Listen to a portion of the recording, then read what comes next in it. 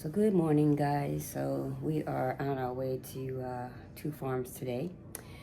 So I missed the farm yesterday because I have a hairline fracture on one of my ribs. And again, I am here doing this agricultural farm thing with my sister while I'm taking on a 13-week assignment before I go abroad, before I go to Spain. And I'm just enjoying time with family. Alpaca and a llama. Well, in alpaca and a llama, the llamas are taller than the alpacas, and both of them are in the camel family, and I had no idea. So that's something new that I learned. All right, next question, because we are at the Marriott Hotel here waiting for our next farm tour visit. So let me answer this question. Okay, so the next question was, why do turkeys walk in pairs? Well, male turkeys walk in pairs, sort of like a bromance or a brotherhood kind of thing, according to the internet. So that I didn't know that either.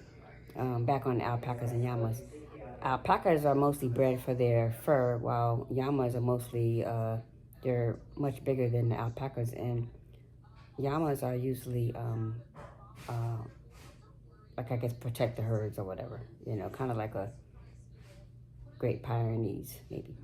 But anyway, if you all know or feel to differ, feel free to drop a comment. In the meantime, this is what I missed yesterday. Keep going. I love it. Oh, she ain't cut the head off. It's all right. Watch your head, man. You good. Don't mess with Blake. She chopped the head off the whole chicken. So we are on our way to breakfast, and then we're going to go see what we're going to get into today on the farm. So stay tuned. All right, so this morning we're starting our day off at Red Creek Farm in Thomasville, South Carolina. We are welcomed here by our little Great Pyrenees. And seems like a nice farm so far already.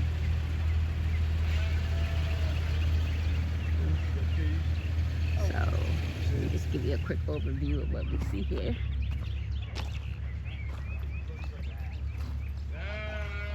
This is nice. Looks like they got a lot of sheep. I hear sheep.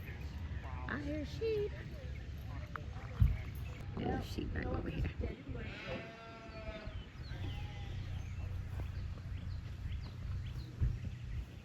These are the sheep.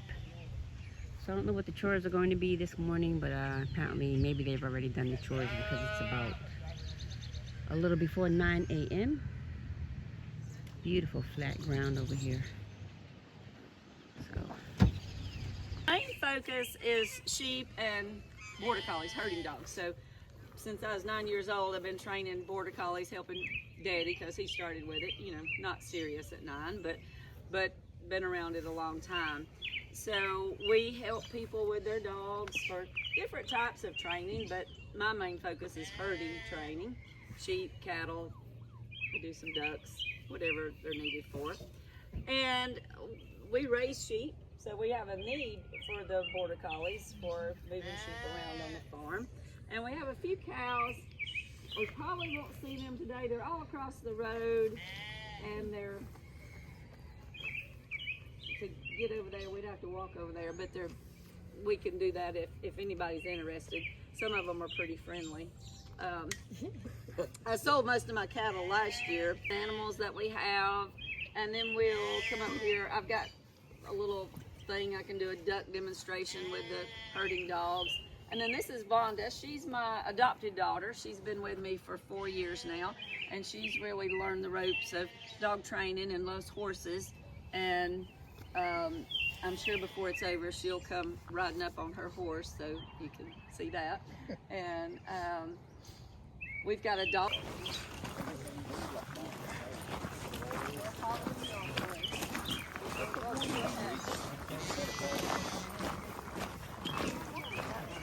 So we are touring the farm right now.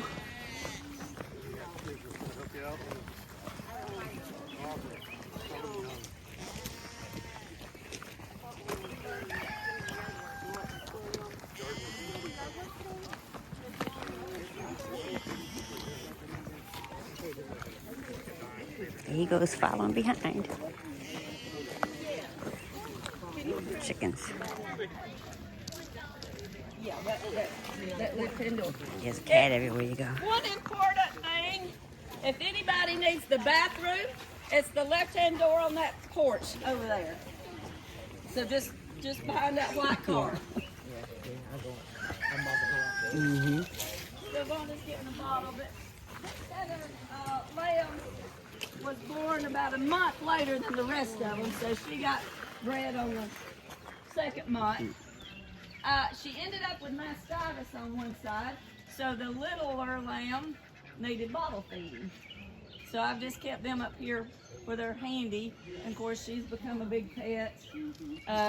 She was looking smaller, and then she was just laying there weak one day, because they were doing great in the beginning, and then I just noticed that the little girl lamb wasn't keeping up with the others. So usually if they're not keeping up, something's wrong. So at that point with lambs, usually you check, are they getting milk? And 9 times out of 10, that'll be the problem. So started feeding her. She didn't want to take the bottle. She may have had a little infection going on because I gave her some penicillin, and that seemed to perk her up. Because a lot of times bottle lambs, if they're not getting milk from their mama, then all of the things they can get will start setting in on them because their mama's milk has the immunity to it. But I ended up having to keep her on penicillin. If you see her brother is huge, and she's still on the small side. Peacock. Wow, look at the peacock.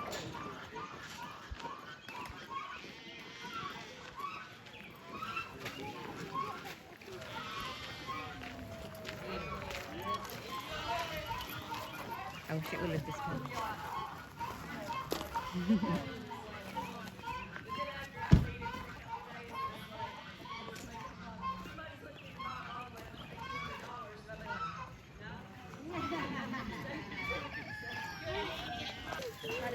I tried to slip this first day on her, but she wouldn't let me.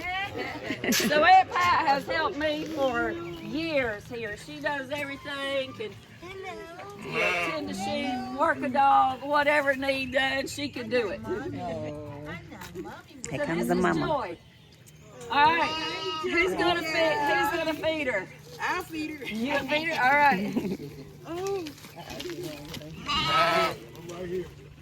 And the mother's like, bring her back. She's been asking for that bottle all morning. Yeah. She might get a little excited there at first. Yeah. Oh, you gonna drink that in She's 2 thirsty. seconds, ain't you? Yeah, don't take long. When I first started with her, it take forever. And you're like, how much does she drink? Oh, only an ounce. But once they get going, they Like that, huh? That's good stuff for you, huh? That's good stuff. Yeah. Oh my She goodness. was hungry. and she's about a month and a half old. Can you go home with me? Hey, little one. What? You ain't got Just that much wagging her left tail and now. everything. You like that, don't you? Good girl. At the time, what is the amount? Good girl. The amount that you give them each time at this age? She's eating about 8 ounces now. She's starting to eat feed and grass, so it's slacking off. Before she was eating feed and grass, I give her about 8 ounces 3 times a day. Now some lambs will eat more. But that one's Blakely. So when do they Blakely. open their feathers, the peacocks? When they lose them. Oh, What like about when that? they Oh, when do they their fan them spread. out. When they see a girl they want to impress, Oh, they'll okay. fan out. So you can't really make them do it, but he could at any point. Yeah. How do you have a knee? It's liberty. Yes. Oh, look out. This is Beaker. He's an emu. Oh, you can use their oils for And he's joint pain. he's 6 years old. I got him when he was about that big. Followed me everywhere. He started out in the house. That's my house there. I got like a underground house. But he's real friendly It's an with emu. people he knows. If he doesn't know, he might kind of peck if you get a little too close.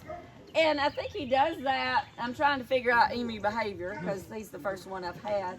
But it's like he's trying to figure out who you are. You know, like some animals will smell or something. But he'll sometimes pinch a little bit. But when he sees new people, he likes to strut and stick his chest out like, you know, I'm a big man. Beaker, Oh my goodness. I should have got some kale, but I don't have it. He'll come up and eat they that eat kale. out of your hand. But What other treats other than kale you give them? you know, he's real picky. Yeah, all mine are super picky. They don't eat. They spit everything out. Yeah, that's right. He'll eat. Rhonda, can you get me like a little dog food? He'll eat some dog food, a mixed dog food, rabbit food. So the males sit on the eggs, not the females. I missed that one because I turned my camera off. They're real So the male are the interesting to feel babysitters. of their feathers. If I could get him closer. On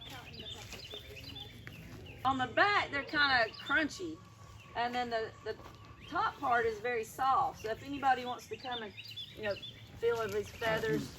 But see, he's just a sweetheart. I did have a couple more. I had some female that would just run around, and then she ended up. Well, she had babies, and then the cats tried to get the babies, and then she ended up dying. So I'm like, okay, no more rabbit breeding. It's too stressful. Just the one male. She's been like this since birth. Of course, she wasn't that bad when she was a lamb. She just had a little bit of a gimp. So she doesn't know that this is not normal. Right. So she's got a very good attitude because, I contemplate every few months, like, is it time to put her down? And she's like, no, I'm good. I'm happy. She's probably about 4. So she's young, but Somebody's been fighting. yeah. So it's not that old. It's not our. I mean, it might be our but it's not from age. Her. Loving it. You see how the lights are on that one? Yeah. Oh yeah. This way, so the female peacock is doesn't have the long, colorful tail. You already know that. So It's a different breed from the other ones. She said they only put their tail up whenever they're trying to impress the females. Yeah, that's when. Yeah. She said you can't make them put their tail up. Right. And she said they'll shed some of that off. They picked up the. Yeah. So next question: what is the difference between an emu and a ostrich? What's the difference between an emu and an ostrich? All right. Question of the day: what is the difference between an emu and an ostrich? We're gonna learn that. We're gonna figure that one out. If you know, put it in the comments section. Look at him getting his chasing. Now this one is a very good pet too. I mean, he loves belly rubs and petting. But if he can see any ducks, especially, he doesn't care about petting if he can see ducks. But he knows the ducks are in that box. There you go. Look at him showing off.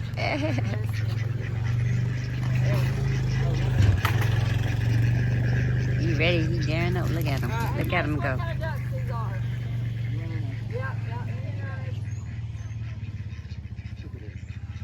And they're all males. I like to use males when working because the females will just want to go sit down. So he's going to move like real low to the ground. So I want him to go to the right, way to me. Now Pete is, he's almost 10, or he may be 10. There, lie down. And he had a hurt leg when he was 2. Before I got him, he got hit by a car and it was pinned. But anyway, he's got arthritis in that leg, so he's a little slower than his younger days. But he's still low. So his left is come by, lie down, walk up, lie down, and then whistle for the left is down, walk up, and for his right, move up easy.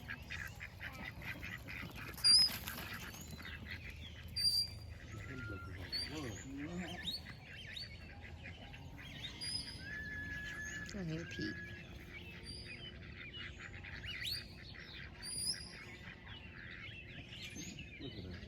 Wow, awesome. You getting away?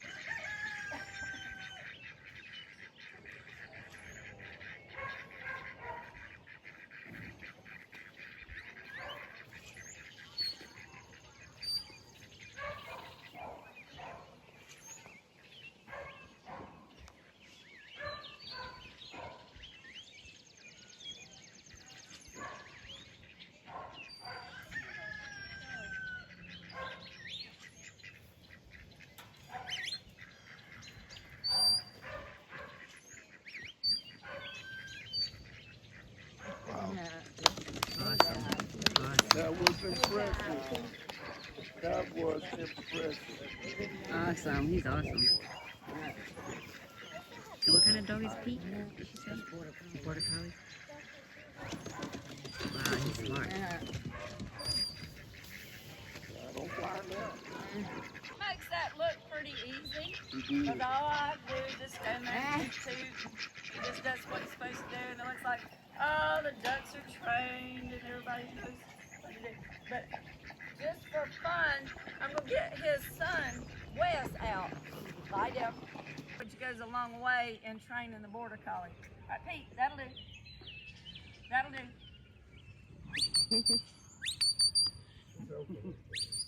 Pete is not ready yet. That'll do. You know, he listens so well while working, and now that we're done, it's like, I'm over here. Pete, that'll do. So border collie though, this is Pete. So now she's going to bring out Pete's son Wes. To see that the difference in the following. Look at the birds conversating with the ducks. Conversation.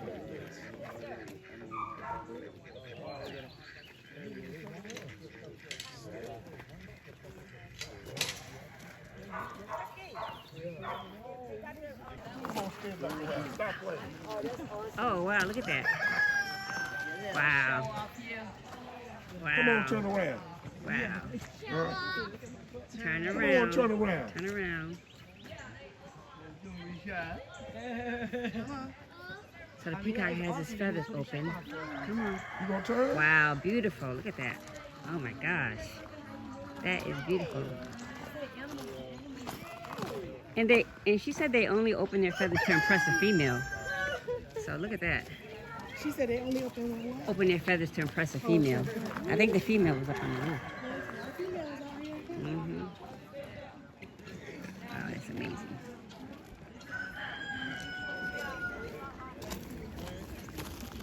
That's amazing. Wow, look at that. He's showing off big time. Big time. Come on, turn around, turn around, turn around. Every time I walk through Turn around. You're putting it down now. He will shed. He won't just float right over here. Lie down, lie down. So this is Pete's son, Wes. Come by.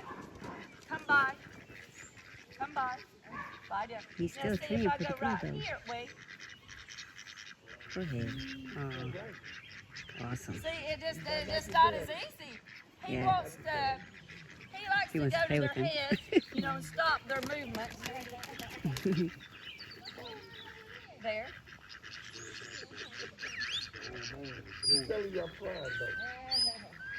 Mm. He said, I'll get it.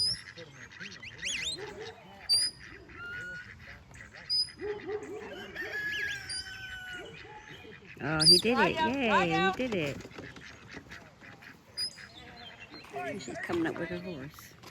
They'll probably start working or showing that they work between 6 to 10 months is the average. Some closer to a year. Red Creek Farm, guys. Red Creek Farm, Helmsville, South Carolina.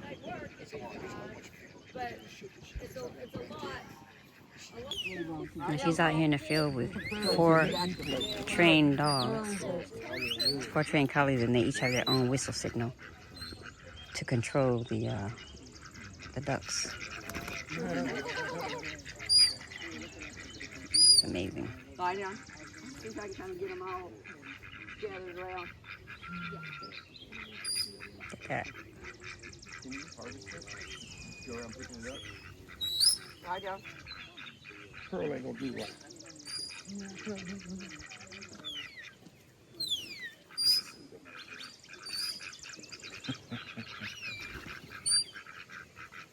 Lie down. Gotta get a picture.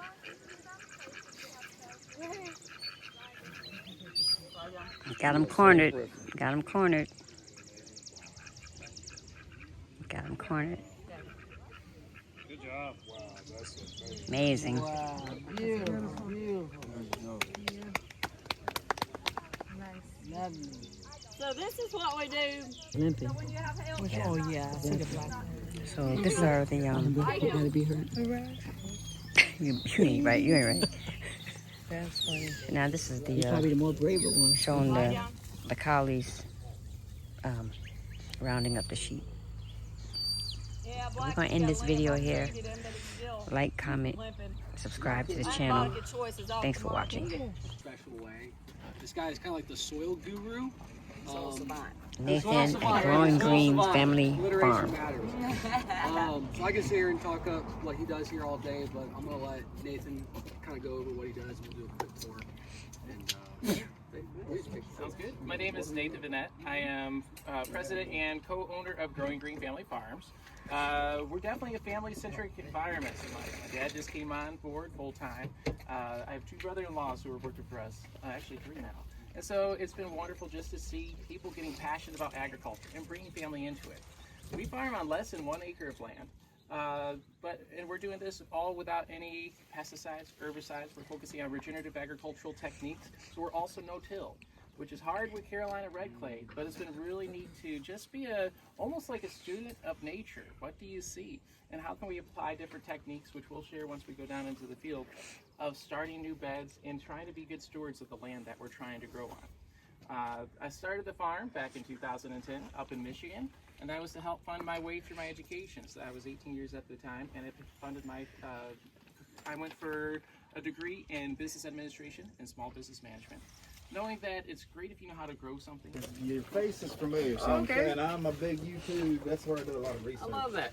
We're in the process of wanting to develop one for the farm, especially since we are a strong believer in the rising tide rises all, and especially when it comes to agriculture. Bottom line is we don't have enough farmers, so what we can do in terms of like sharing what we have learned with others to hopefully inspire you, show you what it can look like. Here, you guys can fill in over here a little bit. As what we can do for you. This was a RFSI grant. It was also another one of those unique ones. For the most part, grants will not cover land, equipment, or vehicle costs. So those are 3 categories that is very hard to get funding for within the grant categories. Having said that, the RFSI was very unique in that the USDA was wanting to build resilience within communities. And so we had pitched with the collaboration with Split Creek Farms, along with Rutter's Ranch. How can we take application? One of the missing links we had here in the upstate was a refrigerated vehicle. Getting product, especially cheeses or anything that had to be temperature monitored, to the end consumer in a timely fashion. And so we pitched that, had wonderful letters of recommendation, and we're a recipient of it. So this is fully refrigerated. A little dirty on the inside, we just did transplant, but it will cool it down to about 40 degrees in 5 minutes. It's absolutely incredible. And maintain that for your transportation. So it is a powerful piece of infrastructure, but I want to let you know, so here's that unit here. Ooh, it's cold in here. It is. Holding at 39 degrees. Wow, so. that's something, yeah. Wow. And that's all it is a piece of tinfoil. This is a heater. Okay, awesome. Pull the thermostat in the container cold. Okay. It's awesome. Okay, thank you. So do you guys do microgreens or just Yeah, microgreens are all there. Okay. Oh yeah, I see the microgreens. Oh yeah. That's the room. That's the hydroponic room? Yeah, that's the microgreen, all the hydroponics. Yeah. It's awesome. Will we get to see that?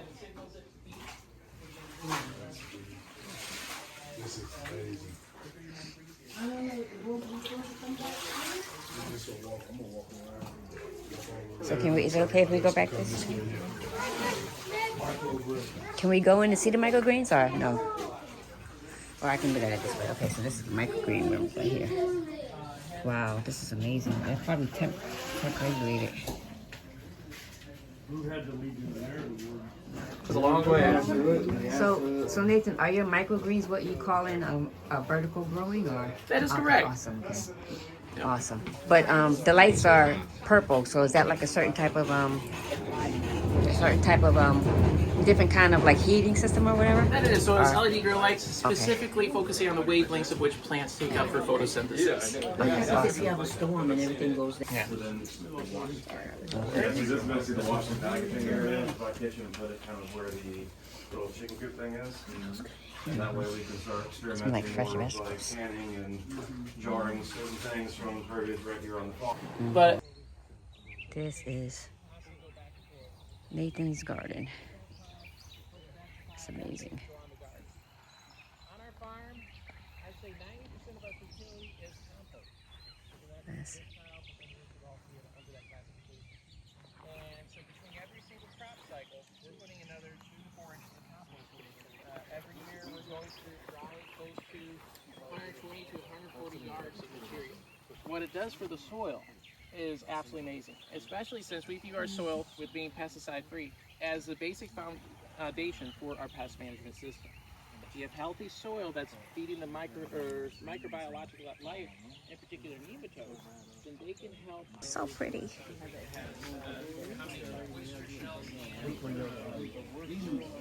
This is so nice.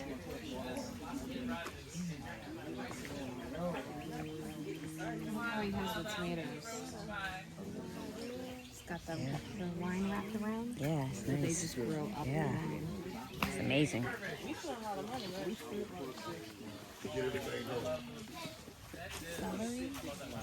Wow, look at that. So we are at what is this? TE Market. It's out here in Anderson. It's a pick your own produce kind of thing. The sign that says pick your own produce. Nice farm. Looks like a barndominium converted into a store. We are in an agricultural building, not a commercial space. So that's how you word it when you're trying to get the funding.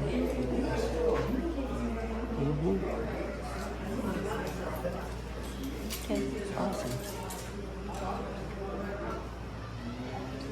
Ooh, look at that sourdough. You see it? Sourdough artisan. Wash the eggs. I'm gonna get me some of them unwashed. That's sourdough right what? there. Sourdough cinnamon sugar cracker.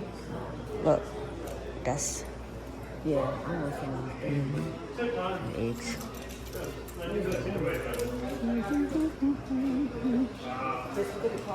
Huh? Okay.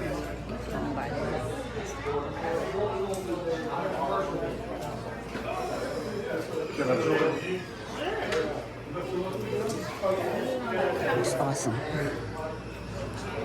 This is nice. So it's an agricultural building. It's not a commercial. So that's how they word it. No, I'm saying that's how they word it to. I mean, that's what I'm saying. Yeah. But you know what? So you get that on tape too, so you remember that? Yeah. This is an agricultural building. It's not a commercial store. That's how they get the funding. Got the pecan pies there. Look at the price of them crackers. $9, $10 for that. Ooh, banana. child, Why? $10 for that. Why? Why? Can you tell me why? Tell me why then. Oh, why should I be then? We both know. Stop. We need some tallow. Sea crab soup. $22. Oh, I'm telling you. I'm telling you. I know it all looks good, right?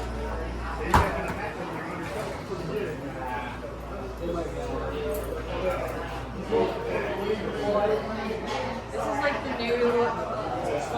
Oh, tallow, beef tallow, yeah. Hey, look, they have some over there. All right, y'all. So you can build it as an agricultural structure. So what would that mean? I can see her talk all day. Miss Hannah, she owns it. Her. And then, of course, you got here your under South Carolina law, an agritourism professional is not liable for an injury to or the death of a participant in an agritourism activity resulting from an inherent risk associated with agritourism. Got your pick your own produce farm back over here. Let's see what that's about.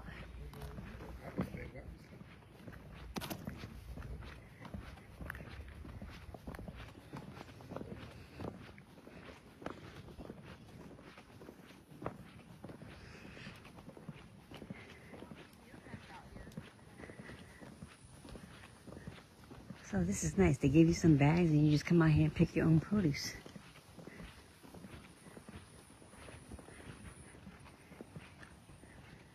And you got that's nice. Got your cows over here. This is TE Market. This is in Anderson, South Carolina. And once again, they said they are not a commercial establishment. They are an agricultural hub. So their cows over here. What a great day we've had today. So over here they have their turkeys gobbling away, gibble gobbling away.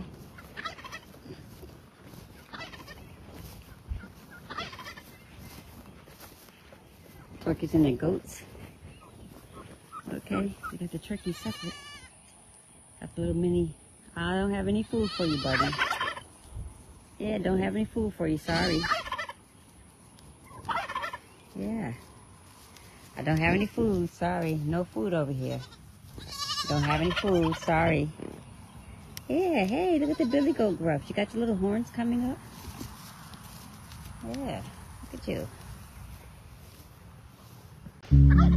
So what a great day we've had today. We went to 3 different farms, 3 different things. And just amazing how different modalities of farming and agriculture that everyone does. So tomorrow will be the last day. So yeah, a lot of farmers over 50 here in this establishment. And it's just a lot of nice to be out on the farm. It's a healing. And you can ground and lots of nice things that you can do out here on the farm. So that being said, please like, subscribe, comment.